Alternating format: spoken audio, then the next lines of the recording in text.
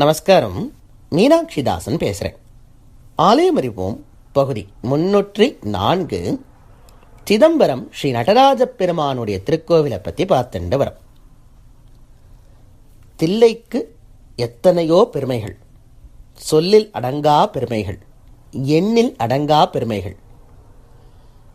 அதில் ஒரு பெருமை, இந்த சிதம்பரத்தை பற்றி எக்கச்சக்கமான குறிப்புகள் பல்வேறு கிரந்தங்களில் காணப்படுகிறது. இந்த சிதம்பரத்தை பற்றி எவ்வளோ குறிப்புகள் இருக்குங்கிறத நம்ம விரலுட்டே எண்ண முடியாது. அத்தனை இடத்துல குறிப்புகள் இருக்கு.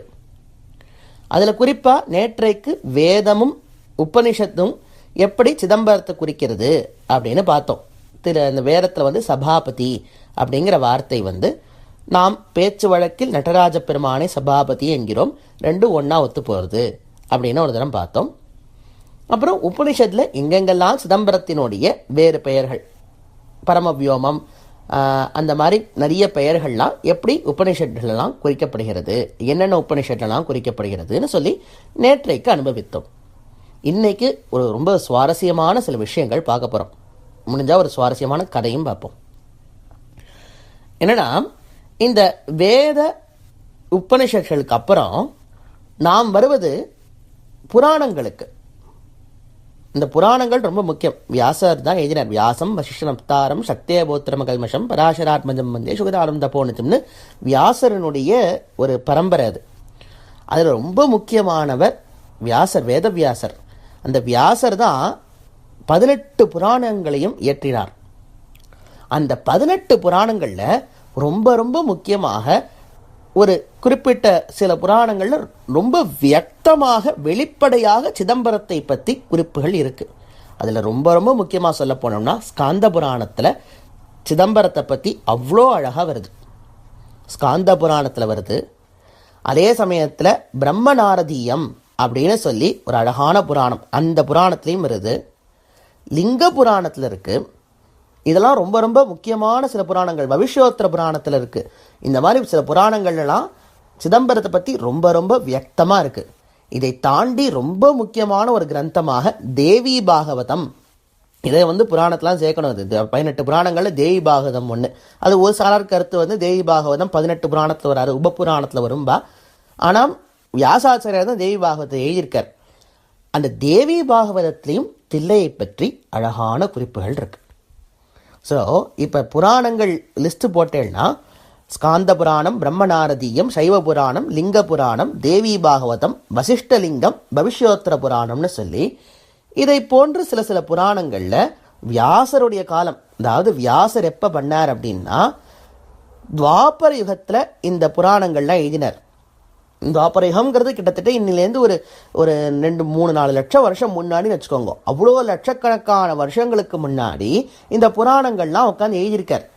அவர் அப்போ தான் எழுதினார் நமக்கு தெரியாது. அதுக்கு முன்னாடி எத்தனை லட்சம் வருஷம் நமக்கு தெரியாது.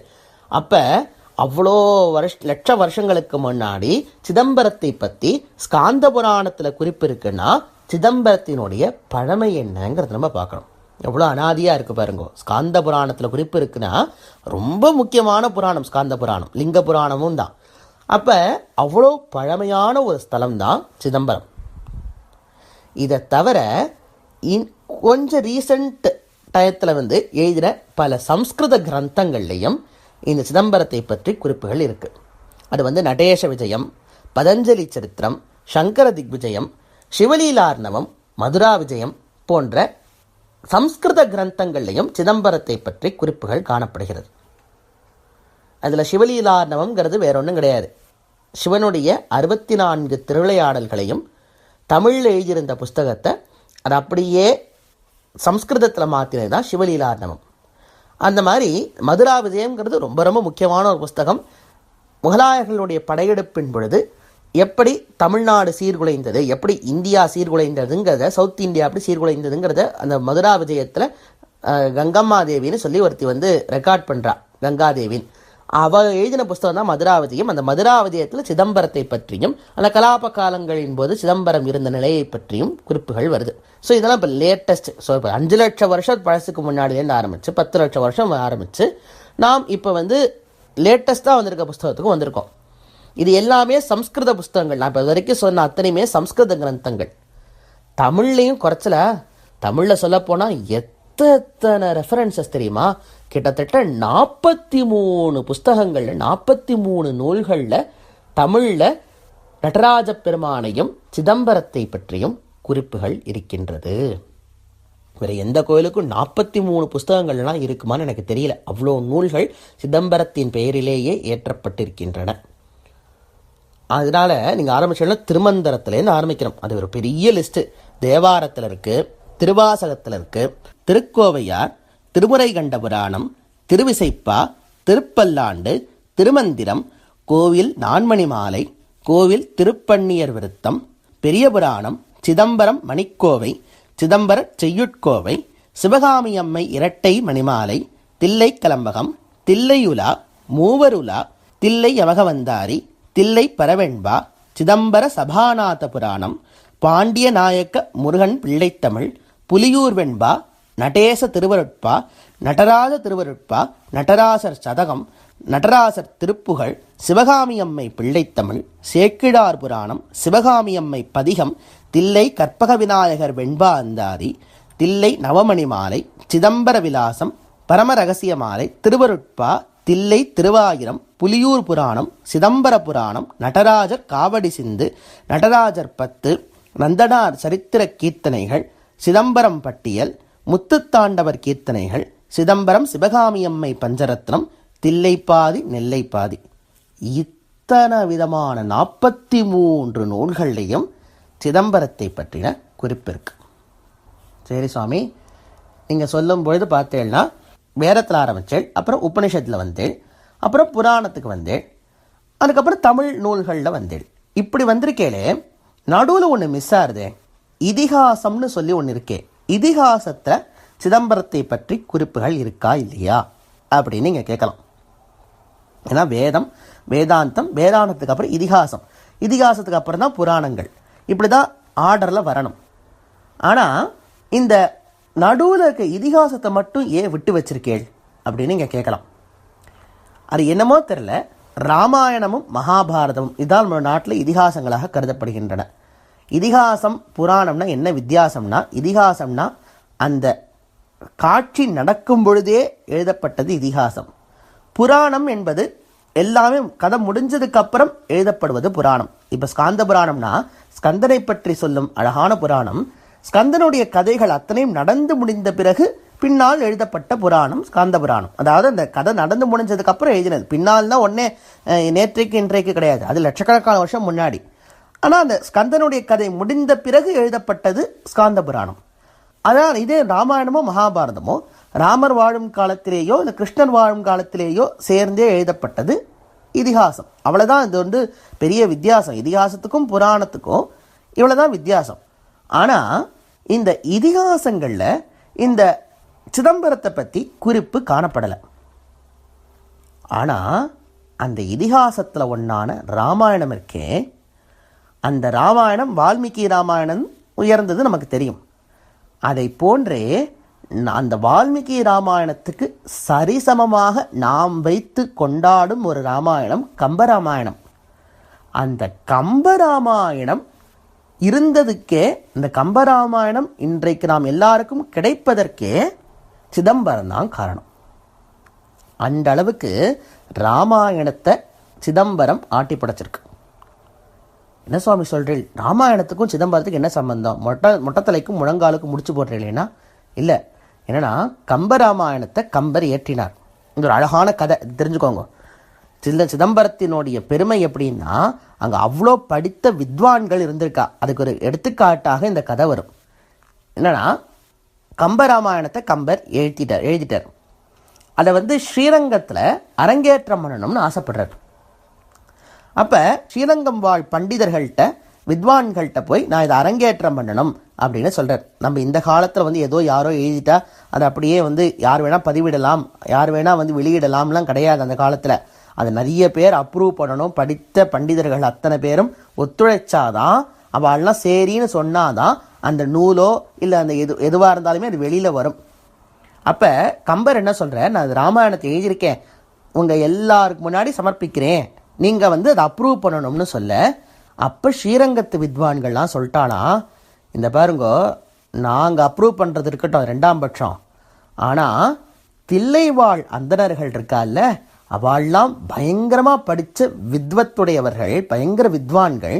அந்த தில்லைவாழ் அந்தணர்கள் இந்த ராமாயணத்தை அப்ரூவ் பண்ணாதான் நாங்கள் அப்ரூவ் பண்ணுவோம் அப்படின்னு சொல்லி அனுப்பிச்சிட்டாலும் பாருங்க. அப்படின்னா அவள் எவ்வளோ, இப்போ ஒரு ஏதாவது ஒரு கேஸ்னால் இப்போ சுப்ரீம் கோர்ட்டுக்கு அனுப்புங்கோ அப்படின்னு தானே சொல்லுவா. இப்போ ஹைகோர்ட்டில் ஏதாவது ஒன்று முடியலன்னா அடுத்து சுப்ரீம் கோர்ட்டுக்கு அனுப்புங்கோம்பா. அதை மாதிரி ஸ்ரீரங்கத்தில் இருக்கவா என்ன பண்ணால், நாங்கள் இதை அப்ரூவ் பண்ணுறது ஒன்றும் வேண்டாம், சுப்ரீம் கோர்ட்டான நம்மளுடைய சிதம்பர தீட்சிதர்கள் வந்து இதை வந்து அப்ரூவ் பண்ணட்டும், அப்போ தான் நாங்கள் வந்து இதை ஒத்துப்போம் அப்படின்னு சொல்லிட்டாலும். உடனே கம்பர் என்ன பண்ணுறார், ஸ்ரீரங்கத்தை விட்டு சிதம்பரத்துக்கு வரார். அந்த சிதம்பரத்தில் தில்லைவாழந்தனர்கள் தீட்சிதர்கள் இருக்காளே, அவள்கிட்ட போய் நான் இதை வந்து உங்கள் எல்லாருக்கு முன்னாடியும் நான் இதை சமர்ப்பிக்கிறேன், இதை வந்து ப்ரெசன்ட் பண்ணணும், நீங்கள்லாம் காது கொடுத்து கேட்கணும் அப்படின்னு சொன்னாலும். ஆனால் தில்லைவாழந்தனர்களுக்கு முழு மூச்சே நடராஜ பெருமான் தான். அவள் என்ன சொல்லிட்டா, எங்களுக்கு இதுக்கெல்லாம் நேரம் கிடையாது, எங்களுக்கு டெய்லி பூஜை பண்ணணும், நடராஜரை வந்து நாங்கள் அனுபவிக்கிறோம், அதுதான் எங்களுக்கு நேரமே. நீ இந்த ராமாயணத்தெலாம் கொண்டு வந்து இங்கே இது பண்ணால் நாங்கள் யாரும் ஒன்று சேர மாட்டோம். 3000 பேர் இருந்தா தீட்சிதர்கள். அந்த 3000 பேர், தில்லை 3000 பேர், அத்தனை பேரும் ஒன்றா சேர்ந்து உங்களோட பாட்டெல்லாம் கேட்குறதுலாம் அது நடக்காத ஒரு காரியம். எனவே நீ வேணா பொறுத்து இருந்துக்கோ, என்னைக்காவது என்ன ஒரு நாள் நம்ம எல்லாருமே 3000 பேரும் ஒன்று கூடிற வாய்ப்பு கிடைச்சா அன்னைக்கு எங்களுக்கு முன்னாடி இந்த ராமாயணத்தை வந்து எங்களுக்கு முன்னாடி சொல்லிக்காமி நாங்கள் வந்து அப்போ வந்து நாங்கள் இதை அப்ரூவ் பண்ணுறோம் அப்படின்னு சொல்லிட்டாலும்.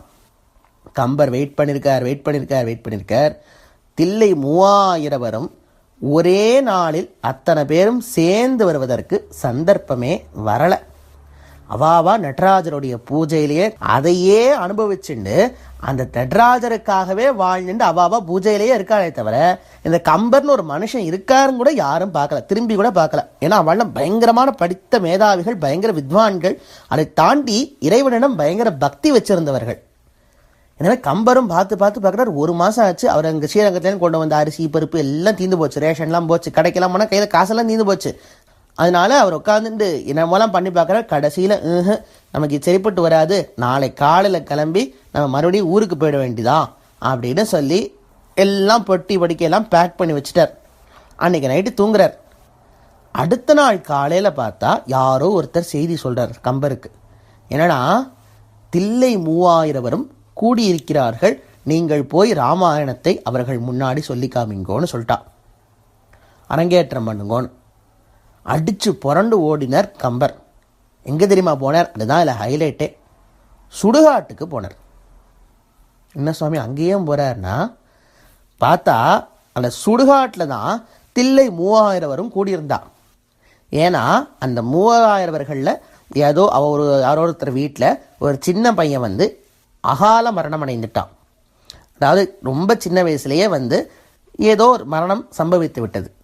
எனவே அதுக்கு கடைசி கர்மாக்களை பண்ணுறதுக்காக இந்த 3000 பேரும் அந்த மயானத்தில் கூடியிருக்கா. கம்பருக்கு ஒரே சந்தோஷம், 3000 பேரும் கூடிட்டா நம்ம இங்கே ராமாயணத்தை அரங்கேற்றம் பண்ணிடலாம்னு சொல்லி அந்த தீட்சிதர்கள் கூட்டத்துடைய தலைவர்கிட்ட போய் நான் இந்த இடத்துல ராமாயணத்தை அரங்கேற்றம் பண்ணலாமா, 3000 பேர் இருக்கேன்னு சொன்னா அவர் ஒரு முறைச்சார். ஏயா எங்கே உட்காந்துருக்கோம், சுடுகாட்டில் உட்காந்துருக்கோம், நீ உட்காந்து ராமாயணத்தை வந்து இங்கே அரங்கேற்றம் பண்ணலாமான்னு கேட்குறீங்க, நல்ல இடமா இது, ஒரு துக்கமான சம்பவத்தில் இருக்கோன்னு உடனே கம்பர் கேட்குறார். என்ன துக்க சம்பவம்னா, இந்த மாதிரி ஒரு பையன் அகால மரணம் அடைஞ்சிட்டான் அப்படின்னு சொல்கிறா. அதுக்கு அவர் கம்பர் கேட்குறார், எப்படி மரணம் அடைஞ்சான் அப்படின்னு கேட்க, அப்போ அவ தீட்சிதர்கள் சொன்னால் ஏதோ கொல்லைக்கு பக்கத்தில் எங்கேயோ போயிருக்கான், ஏதோ இலை பறிக்கிறதுக்கோ எதுக்கோ போயிருக்கான், பாம்பு கடிச்சுடுத்து அதனால இறந்து போனான் அப்படின்னு சொல்ல, உடனே கம்பர் சொல்கிறார், இந்த பாருங்கோ, இந்த குழந்தைய மட்டும் நான் உயிர்ப்பிக்க கொடுத்துட்டா என்னுடைய ராமாயணத்தை நீங்கள் அப்ரூவ் பண்ணுவீங்களா அப்படின்னு கேட்குறார்.